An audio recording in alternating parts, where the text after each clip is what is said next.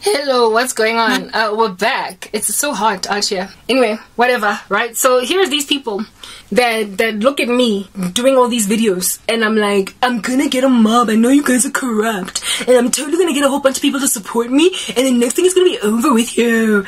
And then this dude is like, hey, these people, some of them, abatwele, they're like, yes, Lorna. She doesn't know that me, I got mamlambo. She doesn't know, and I'm like, yo, whatever. So I knew their thoughts. I knew what they were, like, basically thinking, but at that stage I was not yet aware of just the height of satanic activity that people will allow themselves to engage in just to get ahead. Like I like even the concept of Imam Lambo, the fact that a person could have a snake in their household just for wealth and prosperity. Goodness, that fly, I thought I got rid of it. Anyway, whatever.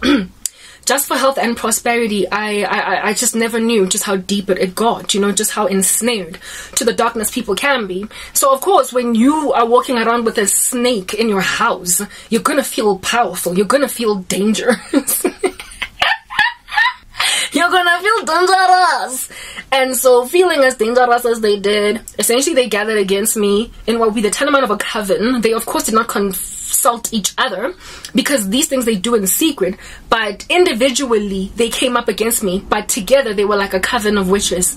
In the spirit, they were like a coven of witches, even though they did not know personally that they came against me each. They were not aware, because they did these things in their private houses. So I got slapped anything from tiny little like witchcraft from a person in Jeffrey that consults an amateur, that consults a sangoma not knowing what in the world this means for them, all the way to people, lofty high end people that bewitched me, that abatwele, people that have sold their souls to the devil by doing very shady rituals involving carrying of snakes and whatnot. That's who came against me. Like, hey, son of stock seal alien, stock seal alien, stock seal alien, mom and I give a gashalanga but to God say Okay, so that is a song, a combination of Zulu and Afrikaans. Stock seal alien means absolutely alone, and is Zulu for I got visited by like many witches. So that's my song. All by myself, I got visited by many witches, people involved in the kingdom of darkness. I had sangomas that traveled to Malawi to go and see Nanagwaku Bonsam. What will happen, my girl? Businessmen and women that can afford to go to Malawi, that can afford to go Ghana, to Accra. Knowing these things because of Portia's ministry, Portia Mahal. Okay, yeah, sangomas that consult expensively sufficiently, and not sangomas, but people who consult sufficiently enough to pay lofty amounts of money, but my 25,000 rands for a satanic deal. People like those came against me. That's how lofty my case was, because it stood to uproot, if at all I won my case, literally careers of entire executives. So that's what I was warring with, not just the stupid colleague with the 5-cent sorcery where you pay a sangoma 250 for a spell against a person's CV, but I was also going against people abatwele, like hard knock tolerization, okay? Very satanic men and women came up against me. Like, hey, that's why I was asking God, who I be? Who I be? I just one small little girl born 1984. Nobody know my name. Grandchild, nobody even understand what my name mean. Who am I to go and have so many such big satanic people come after me?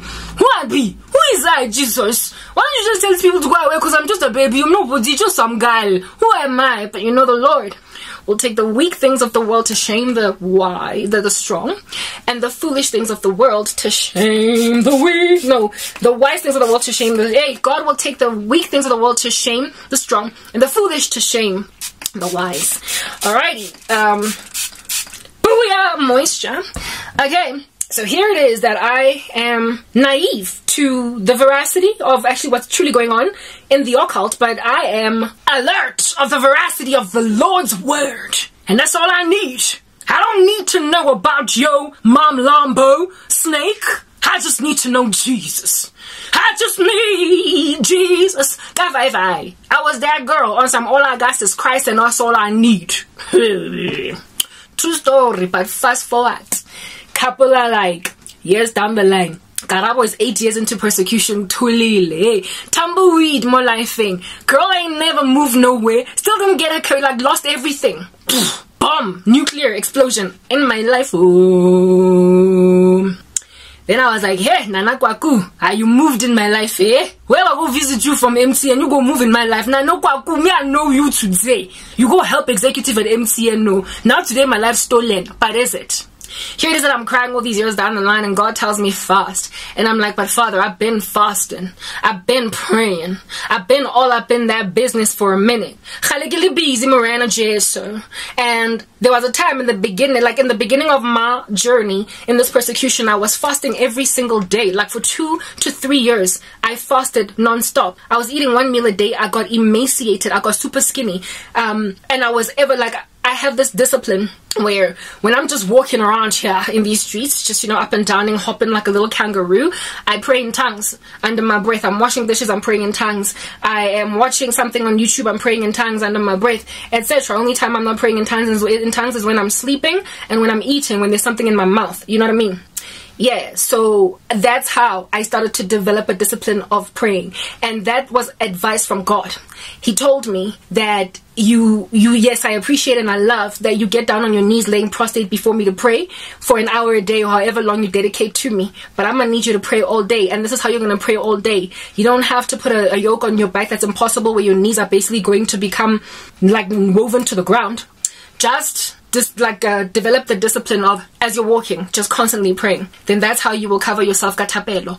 Because he knew that there would come a season where I would be separated from the body of Christ, that would cover me in prayer, that would see what's going on. Because I was literally wrenched from the church. The devil made me lose, brethren. He made me lose church activity, church folk, therefore church intercession and church covering. He isolated me to try and kill me, because he knew that it would be practically impossible for one Christian to be come up against by so many Satanists and survive. So if he could get me to be ostracized by the whole world, ultimately I'm going to capitulate. I'm going to eventually die. What happened to me was supposed to kill me. And God told me, there is a cloud of witnesses around you that are interceding on your behalf, that are coming to make sure that you don't strike your foot against a stone. And also, my ministering spirits have this to tell you, Karabo. Pray like this all day long, that you might always have a ball of fire just encircling you first and foremost. And then the fasting was a decision that I just made. At Grand Chap, when what happened to me at my job happened, as soon as me losing my job for no reason, all of the day when I got suspended from my job without there being any real reason why I'm being suspended, I started a fast. On the same day, it was a Friday afternoon, I remember, I started a fast that day, and I never stopped fasting, because I had told myself that I will not stop fasting until I get delivered.